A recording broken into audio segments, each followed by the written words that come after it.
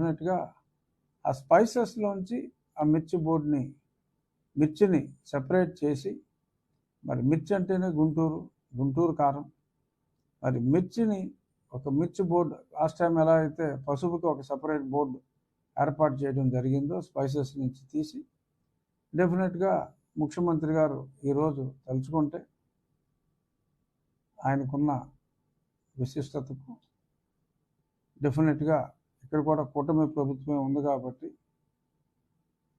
Spices board నుంచి separate చేసి మిర్చికి ఒక సపరేట్ బోర్డు ఉంటే ఈ సమస్యకి శాశ్వత పరిష్కారం ఉంటుంది. మంచి మార్కెటింగ్ ఫెసిలిటీస్ వస్తాయి. ఎందుకంటే 60 స్పైసెస్ ఉన్నప్పుడు ఫోకస్ కష్టం అవుతుంది కాబట్టి డెఫినెట్గా నా ఉద్దేశం, కొంతమంది ఎమ్మెల్యేలు కూడా మాట్లాడారు నాతో ఈ అసెంబ్లీ సమావేశాల్లో దీని గురించి మాట్లాడే అవకాశం కూడా మాకు కావాలని. తప్పకుండా వారికి అవకాశం ఉంటుంది. డెఫినెట్గా శాసనసభలో కూడా ఈ సపరేట్గా మిర్చి బోర్డుకి మేము డిమాండ్ చేస్తామని చెప్పి కూడా కొందరు ఎమ్మెల్యేలు, ఆ గుంటూరు ఆ ప్రాంత ఎమ్మెల్యేలు కూడా మాట్లాడటం జరిగింది. డెఫినెట్గా రాబోయే రోజుల్లో చంద్రబాబు నాయుడు గారి పరిపాలనలో మిర్చి రైతులకు ఎటువంటి ఇబ్బంది ఉండదు అని నా విశ్వాసం.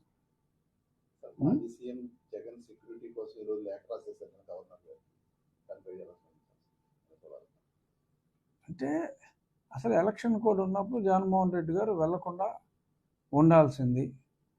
అనుమతి కూడా ఇవ్వలేదు నాకు తెలిసిన